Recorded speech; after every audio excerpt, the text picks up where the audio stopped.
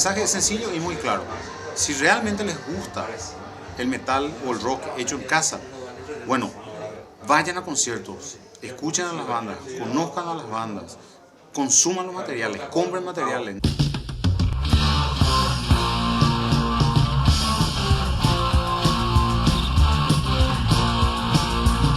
Nuevo episodio de Culto Subterráneo y hoy les voy a hablar de la banda de salvajes, aquella que solo toca rock and roll. Me refiero nada más y nada menos que a Metal Urbano, banda pionera del heavy metal paraguayo.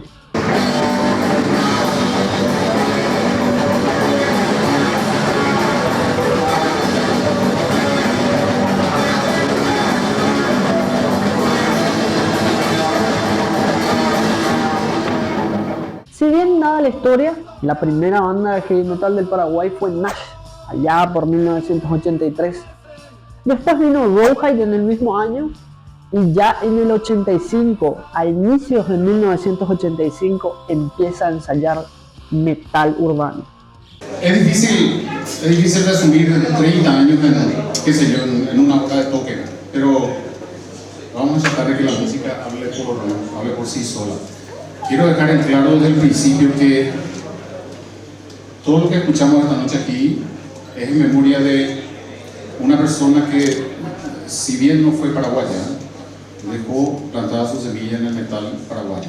O sea que, Marcus, donde estés.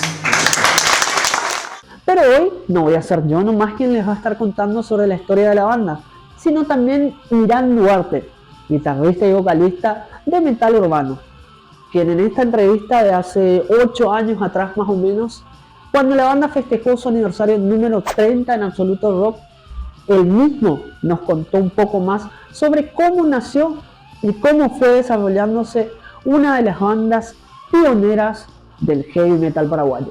Comentanos un poco cómo nació Metal Urbano, en qué año y con quiénes nació. Metal Urbano fue, para ser sincero, fue idea de Carlos Caballero.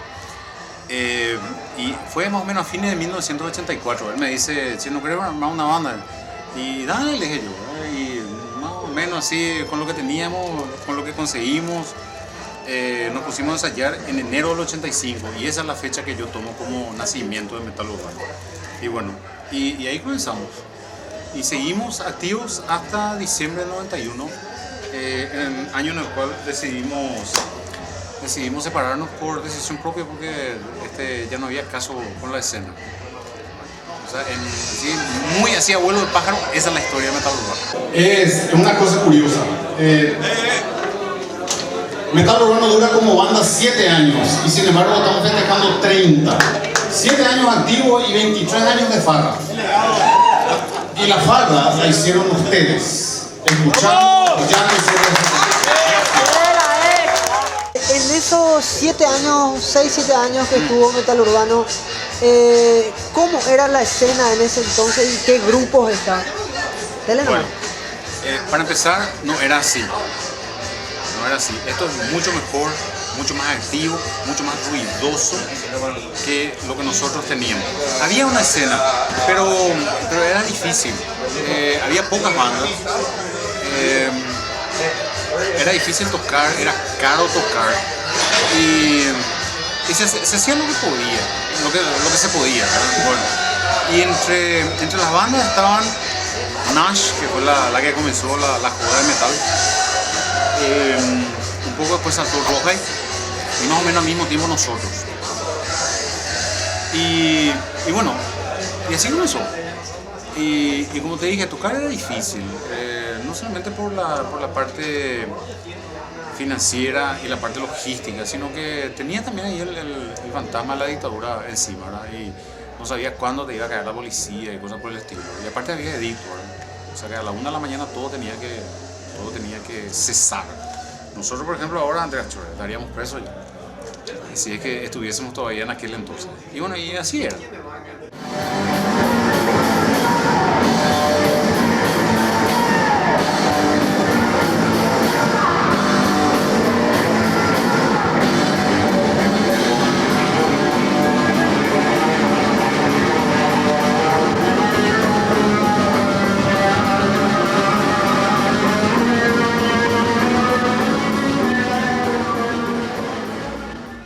ese tiempo que Metal Urbano estuvo activo, ¿qué materiales lanzó, qué materiales grabó? Si podés citarnos cronológicamente. Cómo no, nosotros hicimos un primer demo de 2 temas pagado por Radio Primero de Marzo, en aquel entonces, en 1986, en marzo del 86.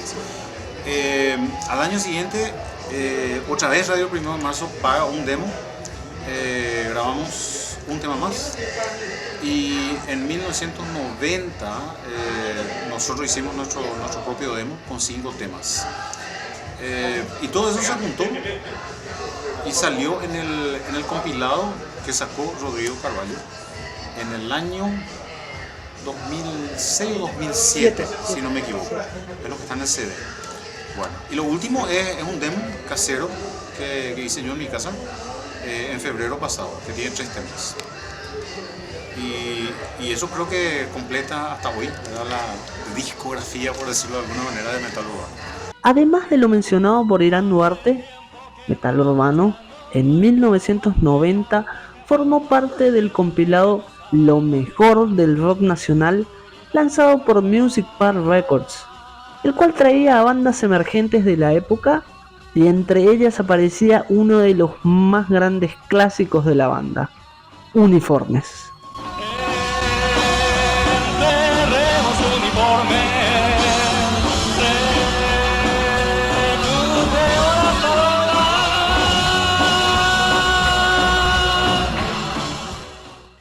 Además, en el año 2020 se editó el compilado Después del Silencio, lanzado por la Orden de los Testigos del Sur. El mismo trae todas las grabaciones de estudio que la banda realizó hasta la fecha, además de varias versiones en vivo. Este se presenta como el compilado definitivo de Metal Urbano.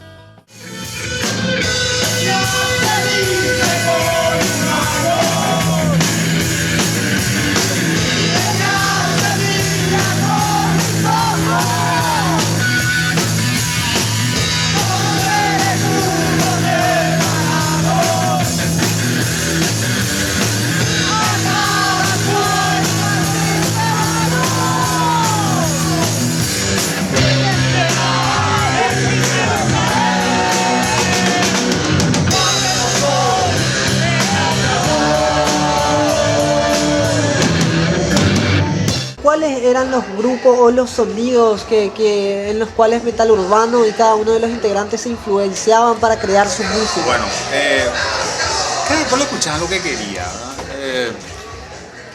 Personalmente, a la pucha, tomé inspiración de un montón de cosas. Pink Floyd, los clásicos, ¿verdad? Deep Purple, Led Zeppelin. Y después comencé a escuchar más heavy metal moderno, por decirlo de alguna manera, sobre todo Iron Maiden. Bueno, y un poco tiempo después, ya más hacia el final de la parte activa de Metal Urbano, Metallica, cosas por el estilo. Y bueno, y sacar un poco de aquí, de allá, escuchar, copiar, y así van saliendo las cosas. O sea, esa es la clase de música de la cual yo tomé mi inspiración.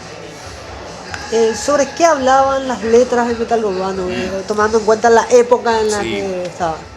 Y bueno, en los últimos tiempos la composición ya fue un poco más seria. Eran temas sociales, ¿verdad? Sociales y locales, ¿verdad? Bueno, Uniforme, por ejemplo, es antimilitar. Trekking para el General celebró la caída de Stroessner. Sucio Polvo Blanco es antidrogas. Yo son los cuestionamientos de un travesti, que es, si te fijas en la letra de que está formada por una serie de preguntas que todas comienzan con la palabra que, ¿verdad? Y son cuestionamientos que cabían muy bien en el Paraguay de aquel entonces, pero que por lo que veo en los diarios caben perfectamente bien en el Paraguay de ahora también. Bueno, o sea, para resumir, es temática urbana, sobre todo en los últimos tiempos.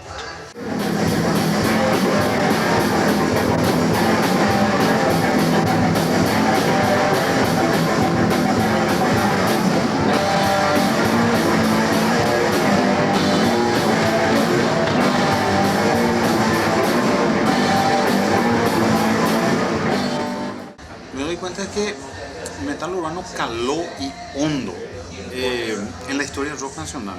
Bueno, y está ahí, está presente, es una página en ese libro que se está escribiendo y que es una página que ya está impresa y va a quedar, ¿verdad?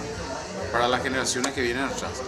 Y eso sucedió prácticamente sin querer, pero sucedió y me siento absolutamente orgulloso de eso. Puse mi grano de arena en la historia del rock en este país. ¿Y qué más puedo pedir? Hoy pudimos ver jóvenes, adolescentes de 13, 14 Sí, años ahí tomando a sorprendente. Metal Urbano como una banda de culto realmente para vos. Sorprendente, es increíble. Es increíble. Eso que yo toque, ¿verdad? Me da el lujo de tocar tranquilo, porque sé que hay 50 o 70 personas cantando el tema. No tiene medida. No tiene medida, impresionante. Bueno, y afortunadamente tenemos esa fama y creamos ese culto involuntariamente. Y bueno, y ahí está, y a disfrutarlo. Yo lo disfruto, la gente lo disfruta. No sé qué más puede decirse. Yo creo que eso ilustra perfectamente la situación.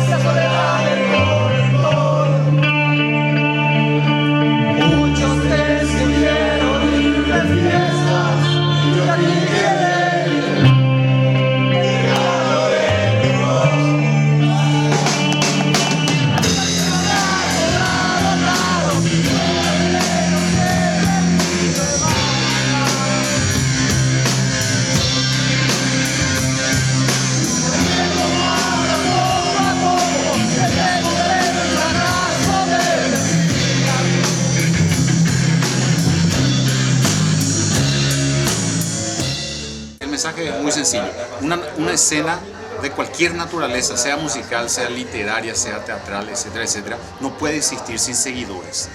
Bueno, entonces el mensaje es sencillo y muy claro. Si realmente les gusta el metal o el rock hecho en casa, bueno, vayan a conciertos, escuchen a las bandas, conozcan a las bandas, consuman los materiales, compren materiales, no pirateen, porque al final de cuentas el músico se rompe varias partes del cuerpo tratando de producir un material para la venta. Y bueno, puede ser que no viva de eso, pero cuesta dinero, cuesta hacerlo. Y bueno, y ese retorno es siempre bienvenido. O sea, ese es el mensaje. Es la banda de San Valles.